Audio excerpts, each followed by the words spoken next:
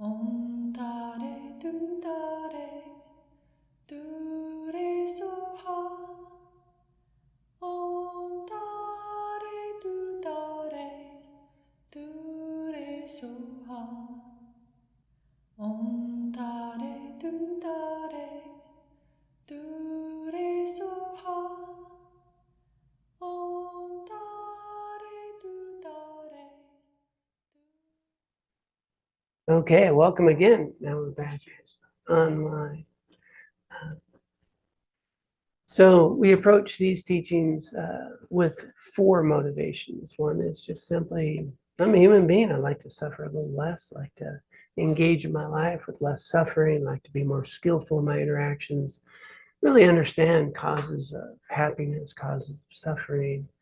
And then in our traditional presentation, we have three motivations. First one being, I'd like to use this life wisely and really use it in a way that's beneficial, that I can continue and even into next life with good conditions to grow and nurture the qualities of my life. Then the next motivation would be, I'd like to be liberated. I'd like to be free from samsara. No more mental afflictions. I'd like to achieve nirvana, become an arhat. And then the fourth motivation there would be a bodhisattva path. And that is to achieve full Buddhahood. Full Buddhahood. And that bodhisattva path of full Buddhahood is the motivation to be able to free all sentient beings of suffering. So what's nice about all this is the vast majority of these teachings, it doesn't matter which motivation you have, you can benefit. And but it's really helpful to be authentic about where I'm at with it. And if I'm simply at a state where I'd like to just make good use of my life, suffer less, it's totally fine. And maybe not have to leap to the highest motivation. But somebody's been around a while and you think, well, I'm kind of in it for the long haul. And that motivation is available. But foundationally, these teachings are going to help all of us to live more skillfully. So that's my hope here, is that we can address from all these perspectives. And I think the author here, Kathleen McDonald, has done a great job of offering that opportunity. So our first meditation last week said Lam ran the stages of path to enlightenment. And it literally is a structured path of what to meditate on, what to cultivate, all the way through until one awakens. It's really nice. And we just started, in the very first session is how to meditate on a rare and precious human birth favorable to Dharma practice. So we have such a life. And last week we opened up with spending a week on just recognizing how fortunate, how rare, how precious this life is that we have. And now we're going to get to the benefits of a rare and precious life.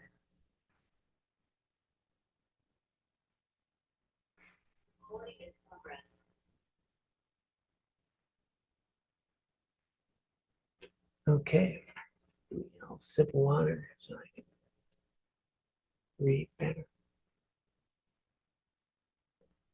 So I can verbalize my reading better. It won't actually help my eyesight.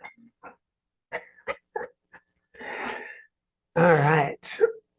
Here we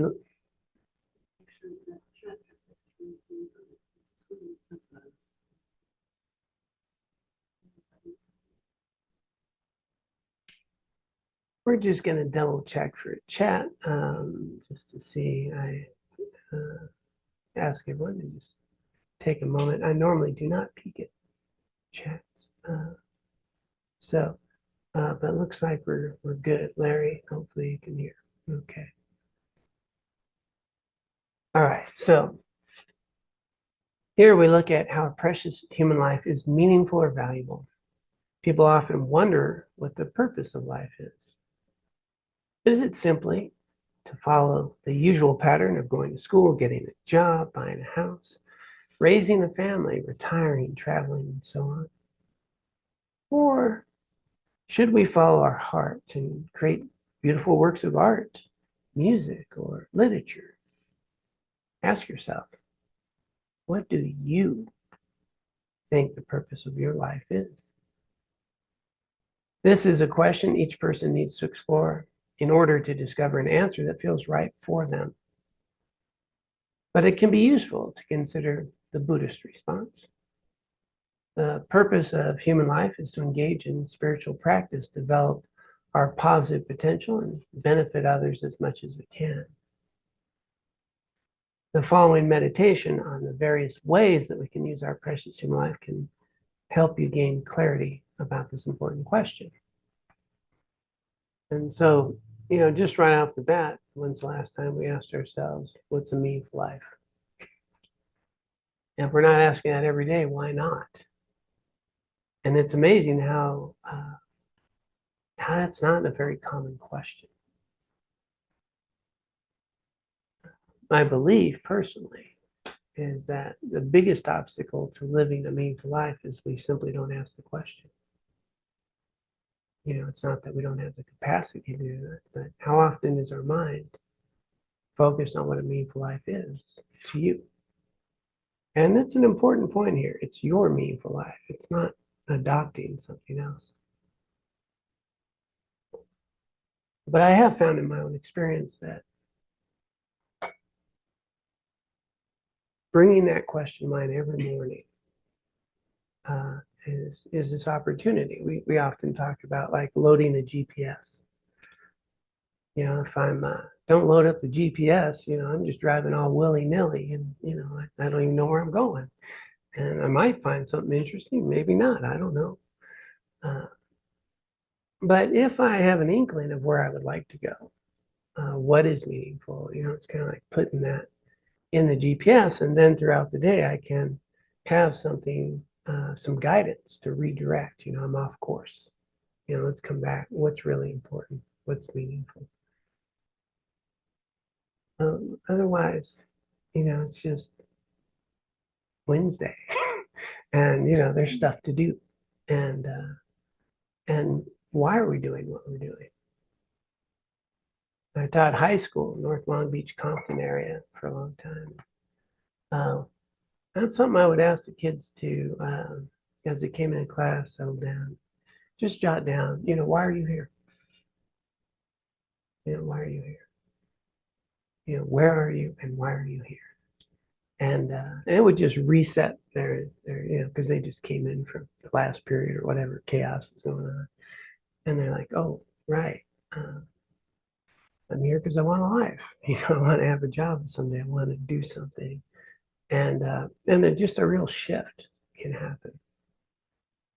So remembering, what we're doing and why we're doing it, and is what we're doing contributing to life that I want to live? Is it something that is cultivating the qualities that are meaningful to me? And then what was brought up here was a Buddhist answer, which I'll pop back up. A sort of three-part answer. There we go. I got the right tab now. To engage in spiritual practice. So that's kind of a loaded thing with spiritual practice. And, that's an interesting question. I've thought about it a little bit. I actually have an answer. It's my answer. I don't know if it's an accurate one. But for me, living a spiritual life or being spiritual is to be able to make healthy choices based in reality. Which doesn't sound that spiritual, does it? But based in reality means I understand that I am not independent. Okay. There's nothing independent about John here.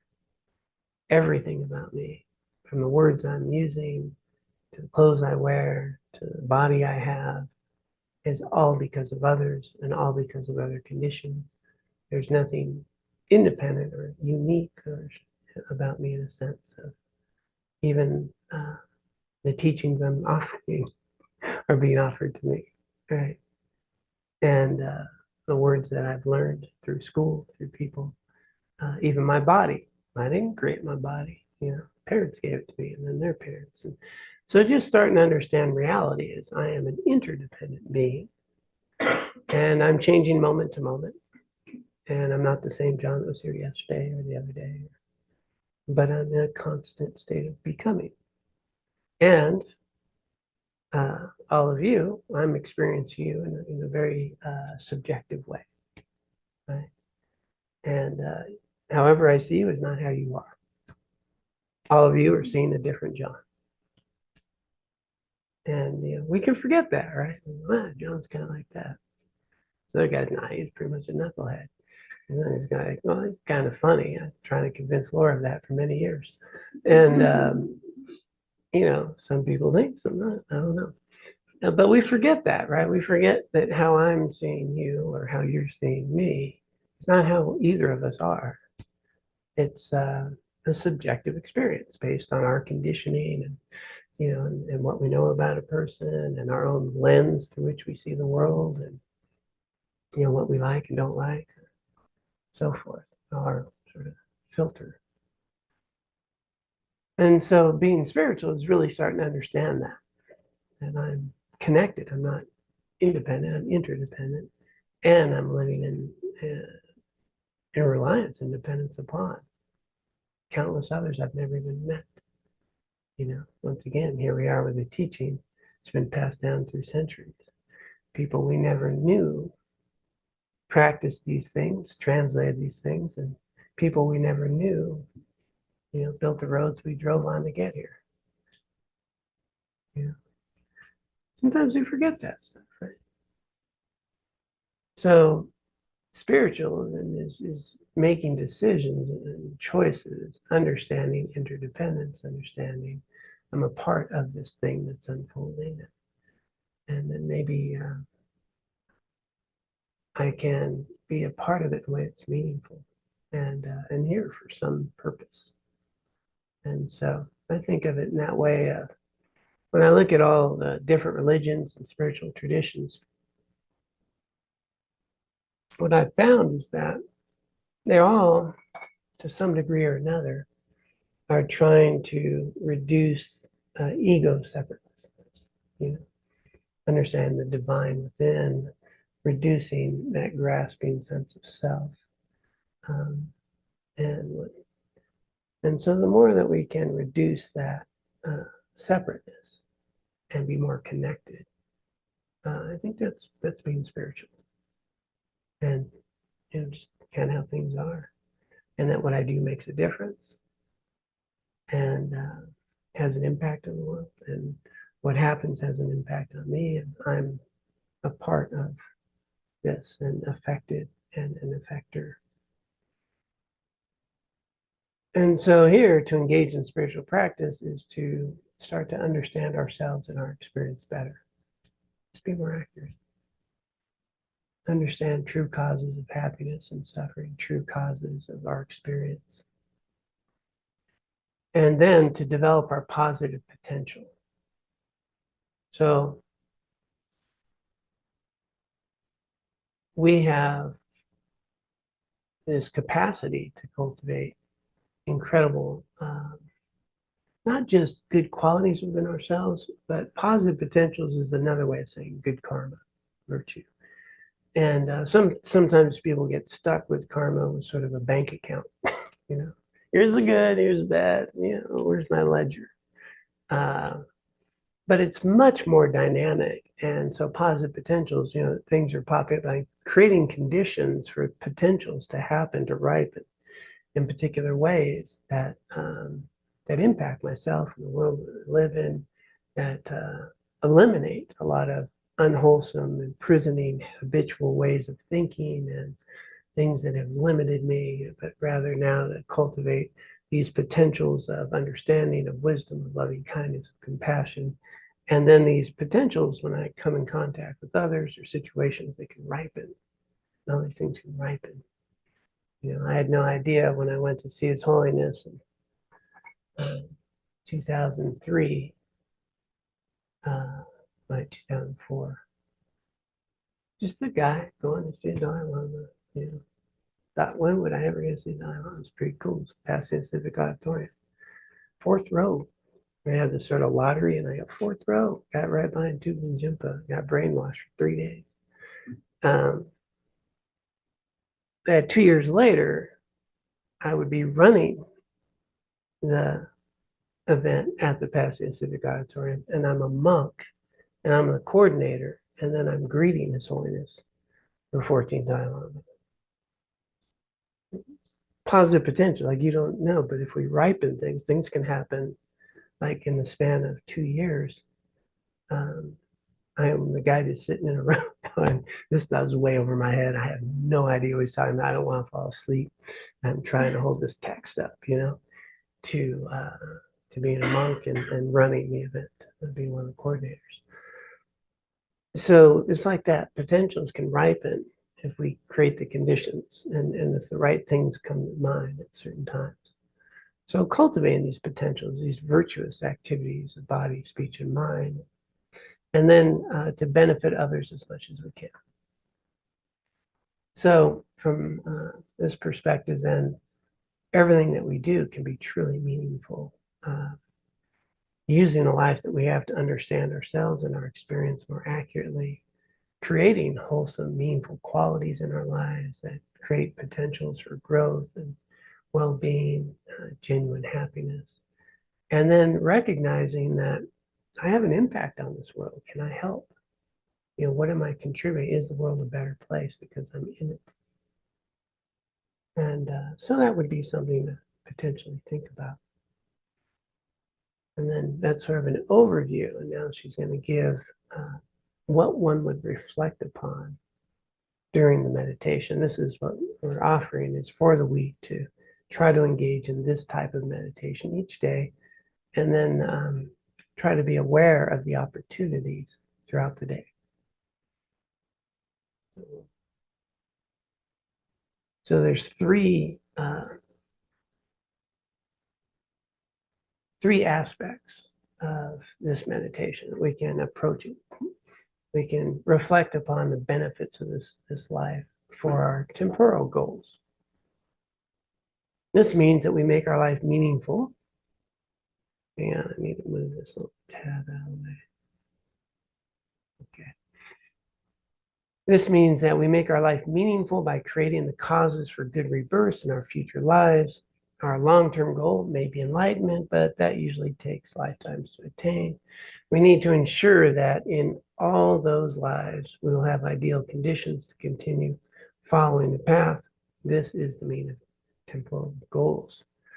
Being born with such conditions depends on the karma we create. We need to avoid non-virtuous karma, the cause of birth, in unfavorable situations, and accumulate virtuous karma, which brings birth in favorable situations. By living this way to the best of our ability, when this life comes to an end and our consciousness travels to the next, we'll land in a good situation, such as another precious human life, with the most suitable conditions to continue following the path to enlightenment. So that's this one motive and aspect. Now, even if you have difficulty accepting rebirth, living the above way makes sense because it will benefit your present life. Refraining from harmful actions and acting ethically and compassionately results in greater happiness and mental peace and fewer worries and regrets. Your relationships and interactions with others will be more satisfying, and you will die with a tranquil mind, feeling positive about the way you lived. So in our first aspect here is just taking time of, would you like to be happy? I'm down with that. Would you like to have less resentment, less frustration? Would we have less insecurity? Would you like to have good relationships? Would you like to be free from anxiety? These are, I think, pretty good motivators. And, just back to modern Western psychology, the cause of insecurity, shame, guilt, comparisons, critical voice. You may notice we have a critical voice pops up from time to time. Didn't do it right, didn't do it enough, not capable of that, not like so and so. Other people have stuff, jealousy, envy, those types of things. Well, that can be decreased by living in alignment with one's deepest values. So if I'm living in alignment with my ethics and my values, I'm going to be much more secure, more confident. I'm not going to feel so less than. I'm going to have more worthiness and value, more confidence. And my relationships will improve because I can actually be in one. It's hard to be in a relationship when I don't even have one with myself. Okay. And I kind of have a narrative that's not so healthy or well. But when I'm doing things I feel good about, I feel good about who I am, and I have something to offer. I can be in a relationship. I'm not comparing myself with others. And so in this lifetime, whether we have the idea of a next lifetime or not, enables us to have a life right now with, imagine, big pause, what it would be like to live with no secrets. And anything anyone found out about you, no problem. To have that kind of freedom. There's a lot of liberty in that, a lot of freedom. In other words, to engage in actions you feel good about. And even when we don't so much, we just know we're human and we're working on it. I don't have to be perfect. I just need to recognize that's the work to be done. Not a Buddha yet. Still make some mistakes, say some stupid things, do something you don't feel good about. But the more that we can engage in activities that we do feel good about, that do align with our ethics and our values. And here it's very direct. It's the 10 wholesome actions of body, speech, and mind, and to avoid the 10 unwholesome ones. If you do that, it'll radically change our everyday life. And then there's a really good motivation to die without regret. What would it be like to die without regret? And this is it. It's okay. It's okay to go today. And I lived well. And then if you have the belief of a next life, then okay, nothing to fear. I'm continuing create conditions. And from a Buddhist perspective, karmically speaking, if you want another rare and precious human life, all you need to do is be ethical. I say that very cheeky. It's not always that easy to be that ethical. Because sometimes, we will question our honesty and values because we don't want someone to think of us in a particular way. We get insecure. And so we might stretch the tooth. Yeah, how's your resumes look? Yeah. Not to mention your profile on Match.com. Yeah. Might sometimes exaggerate a few things. And so, really having the opportunity to live in a way that you can just be who you are and feel good about it. So those 10 virtuous actions, body, speech, and mind. And I think we covered that last time.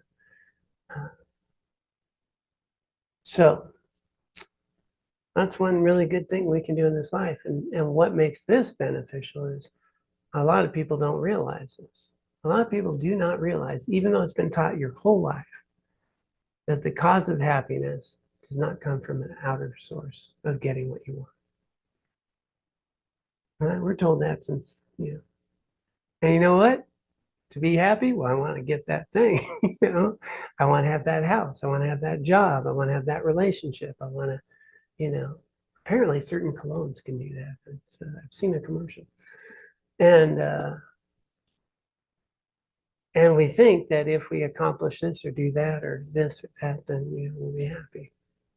And so rare precious life gives us the truth. one more time, which we've learned, but it's hard to grasp, is that my happiness is always going to come from how I engage in the world, from the virtue I bring to the world, from doing things I feel good about. That's where the resilience, stability, and well-being is always. Wow, we actually have the opportunity to do that. And then benefiting others, right? So everything we do can be a benefit, but there's a little more on that in the next section. So that would be the first thing that we can think about in this life, just right here. My life will improve if I engage in virtue. And really be clear about the source of my suffering and how much stress is around not feeling good enough or needing something to be okay. How much stress there is instead of recognize you're already okay. We just got stuff to work on. Very different frame of reference. Okay. And then we'll go to the next aspect here. Now, for ultimate goals, this means using our life to attain liberation and enlightenment, which are ultimate in the sense of being irreversible. Once attained, they're never lost. With our precious human life, we can start creating the causes for liberation from samsara, the cycle of death, rebirth, and suffering, and for Buddhahood, with the ability to benefit all other beings. Contemplate how fortunate you are that you can begin working towards these states in this life. And so from a Buddhist perspective, this rare and precious human birth, one of the main factors is the complete path. You have all the conditions ripened for you to become awakened. You do. If you're sitting in this room or if you're on Zoom, it is ripened. That's there. Literally, the path is under your feet, and the conditions are ripened for complete awakening. And that's very few people in this world. A lot of people not doing this on Wednesday night, believe it or not. Yeah. And it's not just having access, it's having an interest. We've suffered enough, we've strived enough, we've walked through enough, we've asked the questions enough, that the path is now in our hand. Conditions are ripened. All the directions are available. You have no less Buddha nature than the Dalai Lama or anyone else. You have no less than anyone else. The only difference between His Holiness the Dalai Lama and us is he knows it. That's all. It's kind of amazing. And now these are practices that remove the obstacles, the obscurations that prevent us from knowing that. That's all. So there's that incredible opportunity. Complete enlightenment is now at your fingertips. And then the third, again, we can all relate to, is that each moment of your life can be beneficial. This is what actually caught me and hooked me, which led to my whole journey here. We can make our life meaningful and beneficial for others even now by comforting those who are depressed or anxious, lending a hand to someone who needs help, or simply being kind and friendly. In the Lamrim, this point mainly refers to acting with bodhicitta, great compassion motivation. Anything we do with the motivation of attaining enlightenment to help all sentient beings creates a vast amount of merit, even in one moment. For example, reciting a few mantras, giving food or money to a homeless person, or offering a candle to the Buddha. These actions require little time and energy, but if they are done with bodhicitta, they become highly meritorious and bring us closer to enlightenment. If this is true for minor actions, there's no need to mention greater ones. such as studying the Dharma, meditating, or offering our services to our spiritual teachers, feel fortunate that you can create vast and powerful causes for enlightenment, even in one moment, for the benefit of all beings. And here, this was written, this is a nun, a Buddhist nun writing, so she's very Buddha-oriented. It's her whole life. And so, yeah, offering a candle to Buddha or offering things like that. The example I always go to, and one day I'll come up with another one, maybe it's possible, but it's so tangible to me, is when you offer a tip at a restaurant or someplace, a tip, how easy it is to figure out what 20% is. What if you took time and looked at that person we're offering a tip to and thought about their life and thought, I hope this helps you if they're in school, that you do well, that you're okay, or if you have kids, that this helps that, or even the establishment, that this is supporting our community and our local establishment, and that we're giving this money to have that motivation that it's truly helpful, which is a very different thing than what's the 20% that's expected. And make sure you know I gave it to you. I don't want to put the money in the jar unless you see me. And the thing about that, whether we're, you brought some flowers, right, for the altar, very nice, right? It's nice offering, beautiful flowers here on the altar.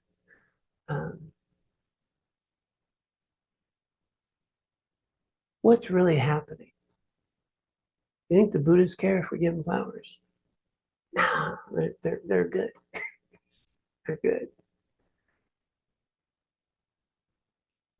Whether we offer a candle, Sam lit the candles, did the water bowl offerings. I think the Buddhas are waiting there. I don't think that water's very even. Is this the best you got? No. It's happening for us. Our mind is changing. Our mind is getting out of self-centeredness.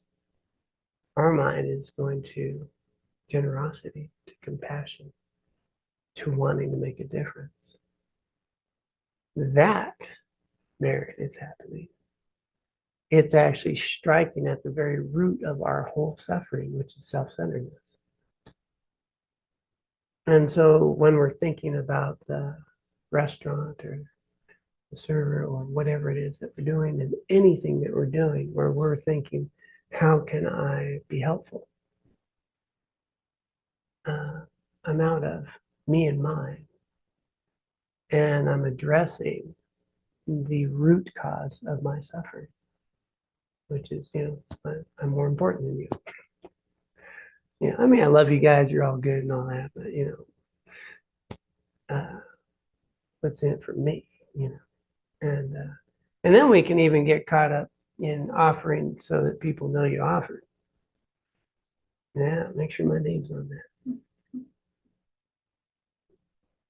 Which might be the opposite of the whole point, right?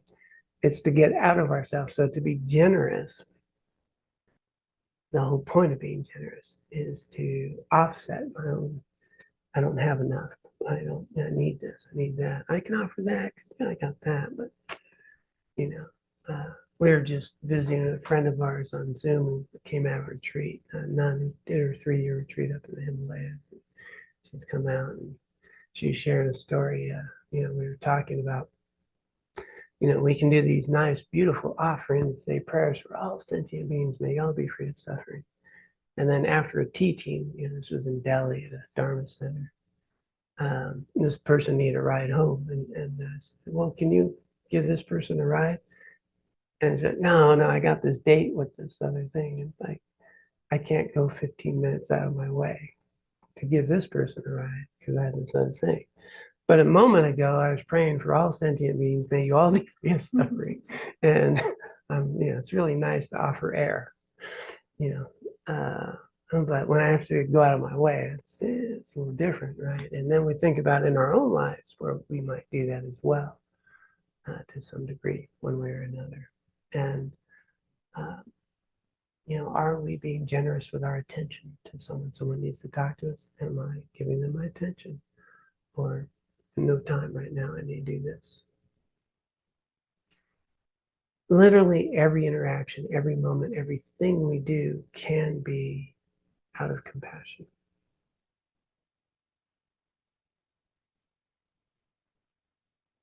Everything. When I heard that, I was at a teaching, um, and it just blew my mind. And that's what tracked me down to talk to these monks and ask questions, which eventually led me to being a monk.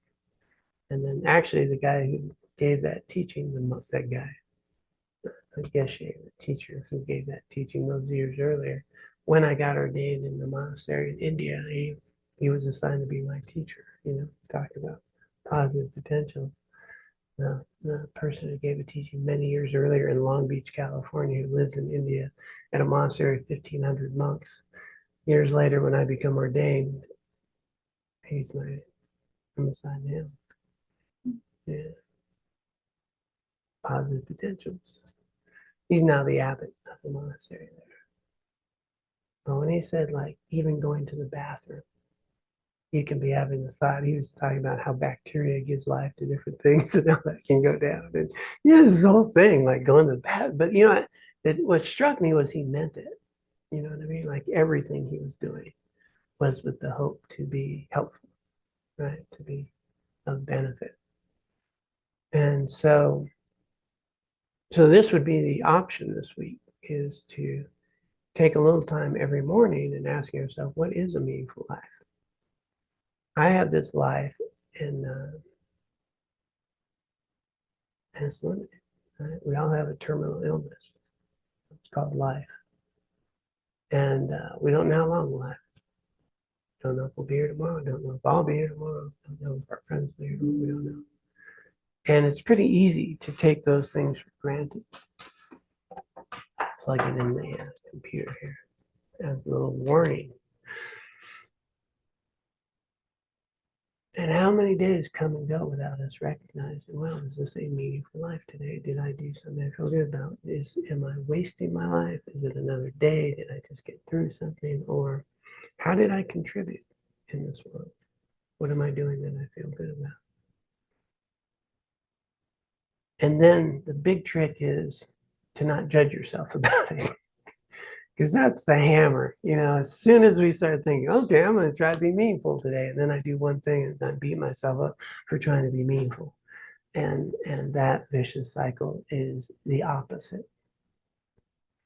Right? There's no benefit in self-critical attitude like that.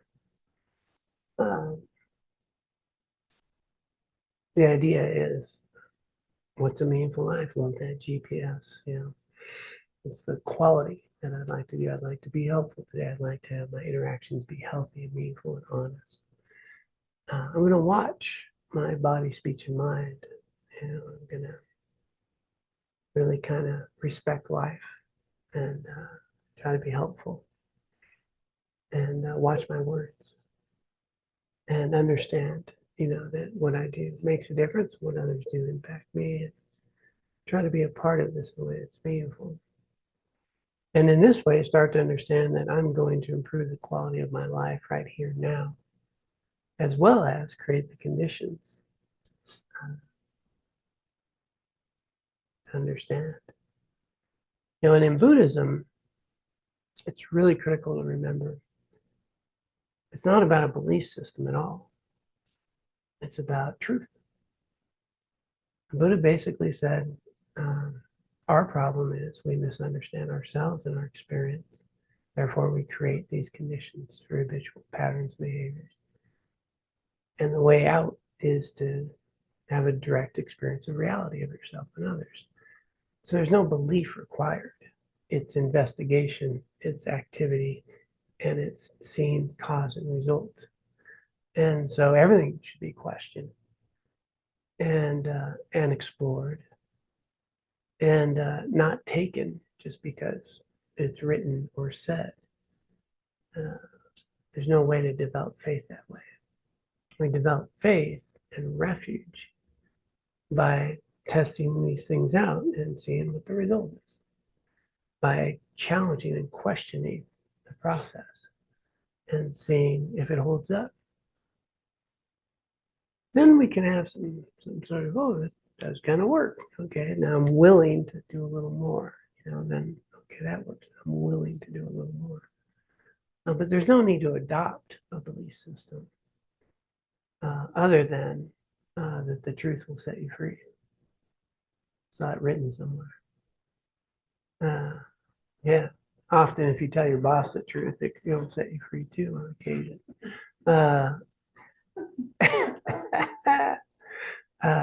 So that's the opportunity here. So the foundation and where this goes is we start with the foundation of recognizing the value of the life that you have and how it can be used in beneficial ways while you have it. And from a Buddhist path, this would lay the groundwork to understand that you have everything you need to be completely enlightened. From a human non-Buddhist point, is that all of the conditions have ripened for you to engage in your life with more wisdom and understanding, to develop your attention, presence of mind, to live a life that you're going to feel good about. When it ends, you're good to go.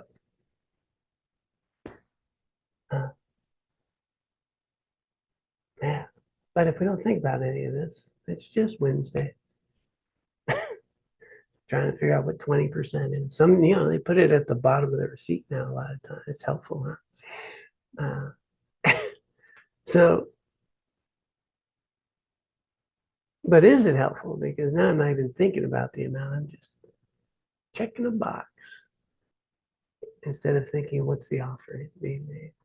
How is this being helpful? Yeah. And so the more that we can bring that mind into the day, that would be the opportunity. So I'm going to pause there. I think we're at the top of the hour, and then just see if anyone has any comments, questions, thoughts. Yes, Catherine. Can you talk about the concept of dharma and how that relates? Yeah, you should give a lot of it. Yeah. Absolutely. Yeah. Got Ashley busting up over there. All right. So Dana, for those of you who might be new, is donations, offerings for the Dharma and for teachings, Dana.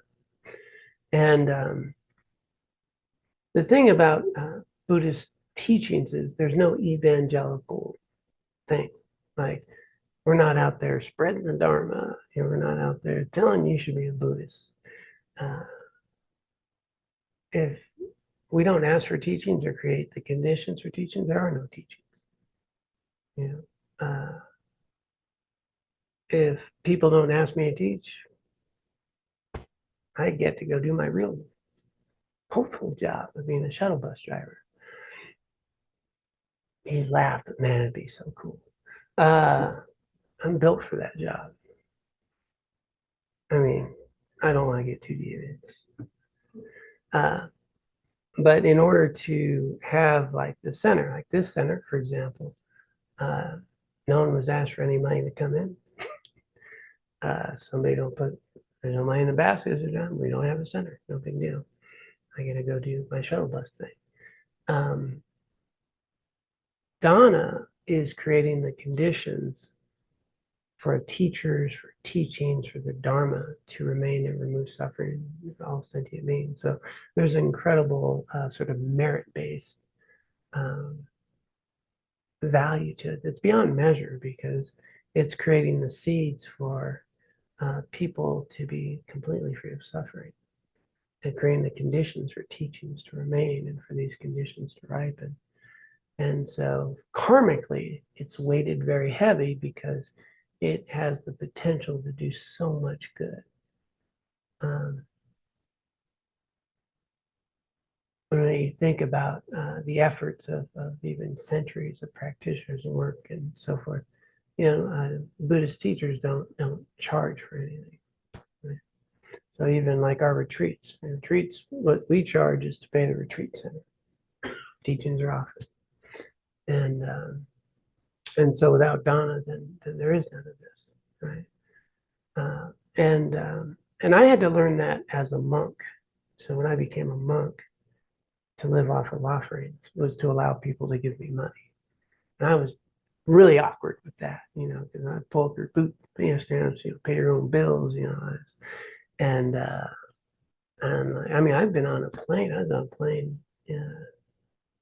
Is in Asia somewhere, monk, and a lady getting off the plane, just gives me $100, offering to a monk, right? Because she knows that is benefiting so many, right? The tradition. And so, but then as a monk, you have to be virtuous. Right? You have to, there's a lot of scandalous monks too, and then, it has this incredible weight of merit with the potential to help so many. So Dana is really important. In the West, we don't understand it as much. If I go, like in Asian countries, like that'll happen all the time, and people will make food offerings. They'll make all these offerings for their centers. And in our Western culture, like when I was a monk and we were traveling with the monks, we do house blessings. People will say, "Well, what do you charge?" Right? If I went to a Vietnamese house, they don't ask, we don't need to talk about it, and there'll be a nice offering, right? Over here, we have to say suggested donation, certain amount, because people are, because it's more of a foreign thing, and then we have the tithing, which is kind of a 10%, right? That sort of Christian mind. And so authentic centers, and all that, they just live off of offerings. So no Dana, no center, no help, no offerings to monks, no monks or nuns. Yeah, no, none of this happens. Yeah, so very important. Yeah.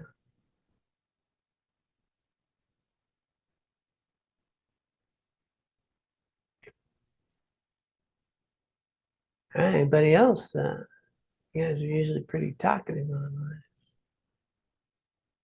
Ashley, all right. Yeah, what came up for me when you were speaking is that sometimes I don't feel like I do enough.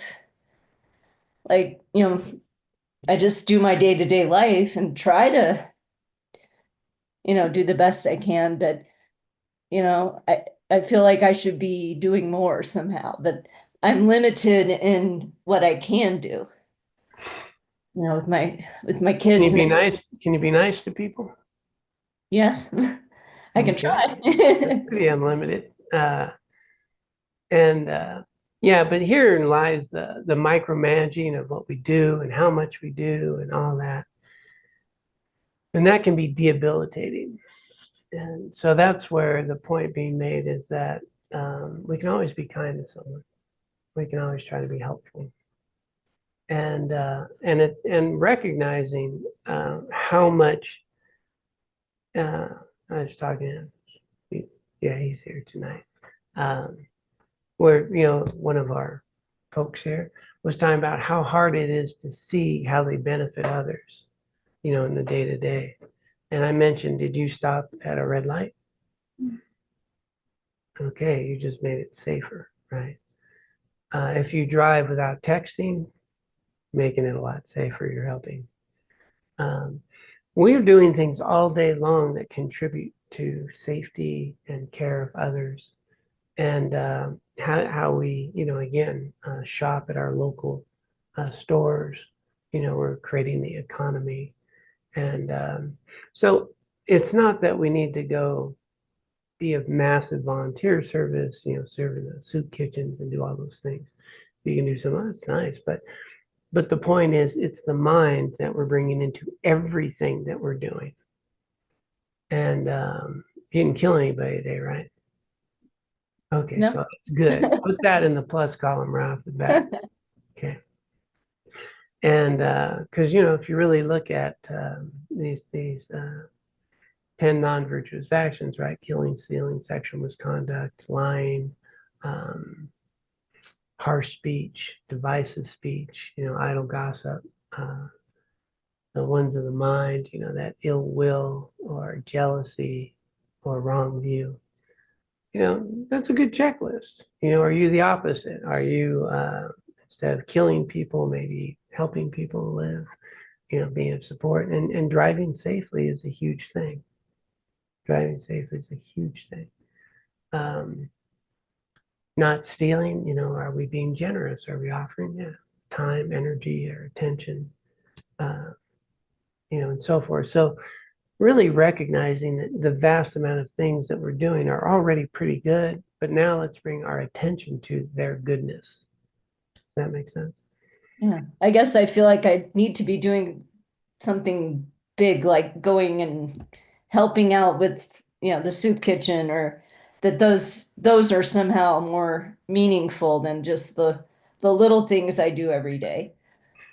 Yeah, but the attention you give to any one person can radically change their life. We told that story a little while back about the friend who's a masseuse who gave that attention to a client who was going to commit suicide. And he didn't have any idea, but he attended to her with love and care. And she called back and said, thanks so much for that attention you gave me. I was going to kill myself. That was the last thing I was going to do before I committed suicide. But the way you cared for me changed my mind. We have no idea when we're talking to someone where their mind's at. So don't underestimate those opportunities of giving people our attention. That's one of the most valuable things. And you may find it's actually harder to give people our attention than it is to give them a check. Yeah. That's generosity. Is that Pugsley? What dog is that? That's Wyatt. Okay, I was going to say, it didn't look like Pugsley at all. I'm like, Pugsley's are you cousin. cheating on him? Yeah, Pugsley's disgusted and laying on the floor. He's not on our lap. Okay. Yeah, okay. It's a small window. I was like, that's not Pugsley. And who's getting the cuddles, man? All right. You're being generous. Yeah. Okay. John, I've got an observation or a comment regarding us having, a precious human birth. You did mention that the guilt, the feelings of guilt that might arise from that, which is kind of ironic because literally just that day, I finally had sort of this experiential feeling of guilt for being having this precious human birth. But also thinking about it over the week, it just seems like there's a tremendous amount of injustice for the people who didn't win that karma lottery, because that's kind of what it seems like to me, is a karma lottery. Like I just so happen to be dealt a good karma hand. Mm-hmm. And if everybody has Buddha nature, it just seems incredibly unjust that there's only a scant few of us that can actually take advantage of that. And then also it just kind of led me to feelings of tremendous amount of responsibility that the world really needs me. And that's not an entirely comforting thought. Nope. So just some observations over the week. Yeah. I want to have you keep the responsibility and get rid of the guilt. As I mentioned last week, that one of the things, we recognize just how rare and precious this opportunity is and how it's come to fruition. And we can see all the suffering out there. We could have that sort of guilt or that arise, why me, why not them? And what's really important to remember is, well, two things. One is your goodness makes a difference to everyone. And there's a responsibility.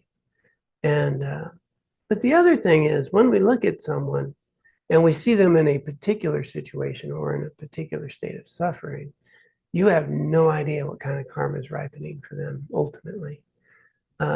You take me for example, right? I'm a former drug addict, homeless guy who's harmed a lot of people, who's had, great loss and, all kinds of chaos in my life. If you looked at me 40 years ago, you would be feeling, like, wow, look at that, why him? But now, right, very different. And so people that go through great loss or great struggles also can have the conditions ripen for great freedom. And so as these things play out, we're always just seeing a snapshot of how people are in a given moment. And in the long haul, some of these things that ripen, and we have to remember that when unwholesome karma ripens, it's gone. Well, that's a good thing, right? And when you recognize that, then the potentials of the wholesome stuff can ripen. And this is samsara, and that's the other thing to remember. This is samsara, and there's always an inkling of a few that the conditions ripen just so that have the opportunity to be free. And that's not all Buddhist. Buddhism has path and method. Actually, you don't need to be a Buddhist to be free. Engage in ethics, concentration, and wisdom. Good heart. It's going to work there too. We have Buddha Dharma, but Dharma is truth. So there's Dharma that's presented in other ways and ripens in different ways for people. So, yeah, if you can remove the guilt and keep the responsibility, that's good. But not have the responsibility be this burden, but rather kind of motivating, and I'd noticed that I'll do a little more for others than I'll do for myself. And so maybe I'll work on being a better person for others sometimes, because it's helpful. But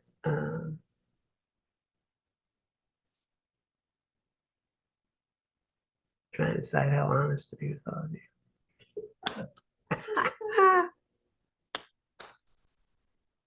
Do it.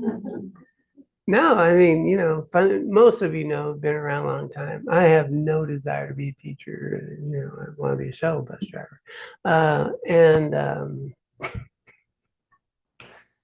And ultimately, it's the responsibility that I don't want. That intimidates me. And so that's been one of those things. So I get what you're saying, that there's a responsibility. So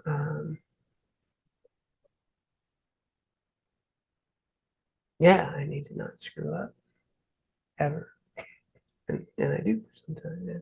So there's that weight, right, that can come with that.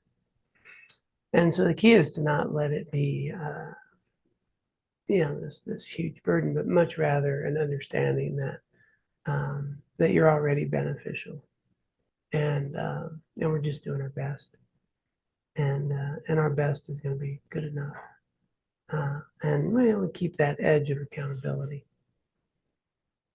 That helpful? Yeah, and I don't feel like I necessarily feel guilt per se, but I just feel Injustice, the word you use. Yeah, the injustice of people who have Buddha nature not being able to access it. And there's a few people that are close in my life that I'm, fairly convinced, and I'm trying to keep an open mind, are never going to find it in this lifetime, at least. Yeah. And it's very sad. Yeah. And that's hopefully can turn to some compassion and just keep being a good example. The reality of the way karma ripens and the ebb and flow of things. We have in sort of our Western culture this sort of judgment, and karma has nothing to do with judgment. There's just conditions that, as a matter of fact, the definition of wholesome is that it'll lead to a good result. So there's nobody up there judging, and you get some good karma and you don't. It's not like that at all. It's we literally on our own side create habits and patterns that continue to be perpetuated, cause and effect, and views, and then, but we're also much more complicated in that our karma is not just our own, right? I mean, what my grandparents did and their grandparents did and all of that, which is gave this body that I'm in, and how we evolve and so forth, it all comes together. There's the karma of culture, of the cities we live in, the countries we live in, and all this karma's in this vast web, and who we come in contact with and how that happens. And so it's this very dynamic thing that has multiple layers, and things ripen sometimes in ways you can't even imagine, And I do have people in my life that, there's no way I thought that, well, in terms of even getting sober, addicts that turn their life around. Just things I don't know, about people. But the other thing to keep in mind, and this is kind of an interesting view, is we don't know if the people showing up in our lives who are struggling and suffering are showing up to teach us something. That's where it gets really complicated. Yeah. I'm not sure if I even want to think about that or am capable of thinking about it. Yeah. From a Buddhist perspective, that person could be a fully enlightened Buddha and live this whole life just to have these conditions ripen for you to have just an inkling of that compassion that gets you over a notch. Yeah. So that's also something to bear in mind. But these people definitely are helping you because they're helping you cultivate empathy and compassion and work with this. They're being of great benefit. Okay, Kurt. So with that last statement in mind, I could be the last person in the world that isn't enlightened. All of the rest of you are Buddhas that are just trying to get me over the hump here. It's a lot of work, Kurt, and I wish you would cooperate with us. You're on to us. Find that interesting, but I like those little thoughts like that. But I was looking at that sense of responsibility I find is growing tremendously in me. And it doesn't feel overwhelming. I've always ran from responsibility, right? As soon as I would feel it, it'd be like, okay, let's head the other direction, right? Or let's do something to eliminate the conditions that brought about responsibility. And all of a sudden that's changing. And, I really noticed it last night. I'm in recovery. I took a AA meeting into the jail, one of the local jails here, and talking to those guys. And looking, just that, having enough knowledge now to, instead of judgment, seeing the compassion, right? That how, everybody's trying their hardest to be happy and to avoid suffering. It's the skill level that's the difference, right? And seeing that, just trying so hard to not dump a bunch of dharma on their head, but to give them some hope, right? It's hard. It's hard, and it's incredibly rewarding. So I think I wouldn't have gotten there if it wasn't for this stuff, for sure. So thanks. Yeah, thanks for your service there too. Yeah, that's good.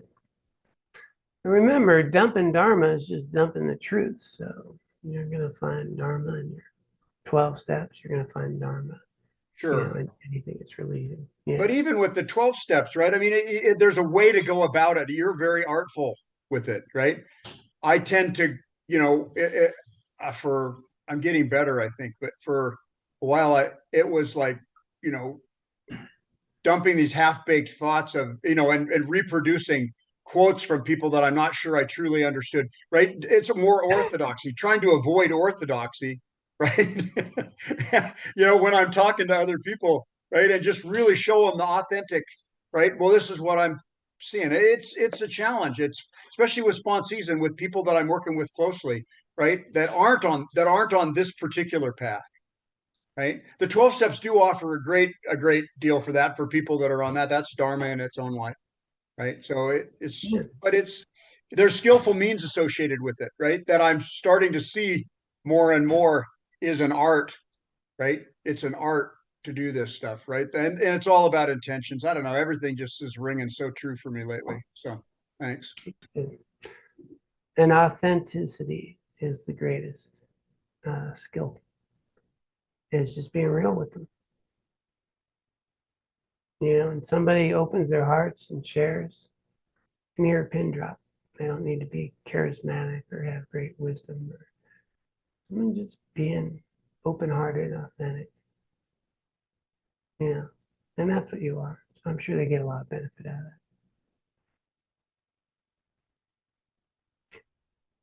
it. Okay, well, good note to wrap up on.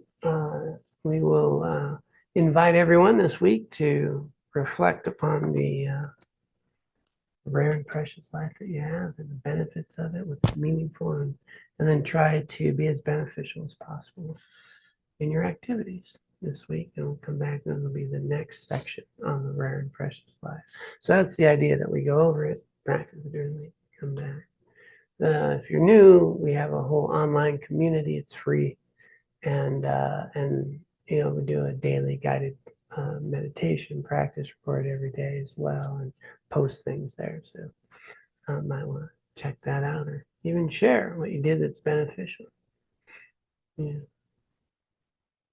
Pretty much, I'm going to say I stopped at the stoplight. I nailed that one. So here we are. Those who care to will dedicate the merit, the wisdom, the time, the energy that we've cultivated here, if you care to, for the benefit of all sentient beings.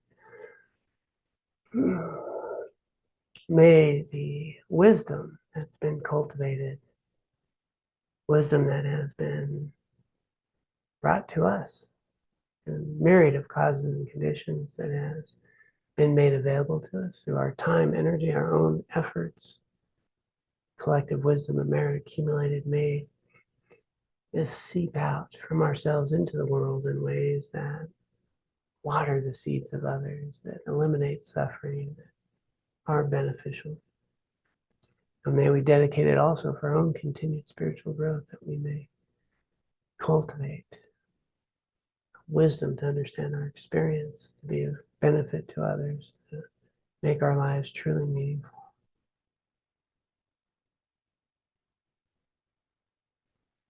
And those who care to, we can do the dedication prayer. By this merit, may I soon attain the enlightened state of Guru Buddha, that I may be able to liberate all sentient beings from their sufferings. May the precious Bodhi mind, not yet born, arise and grow. May that born have no decline, but increase forevermore. Om Tare Tu Tare Tu Re Soha. Om Tare Tu Tare Tu Re Soha. Om Tare Tu Tare Tu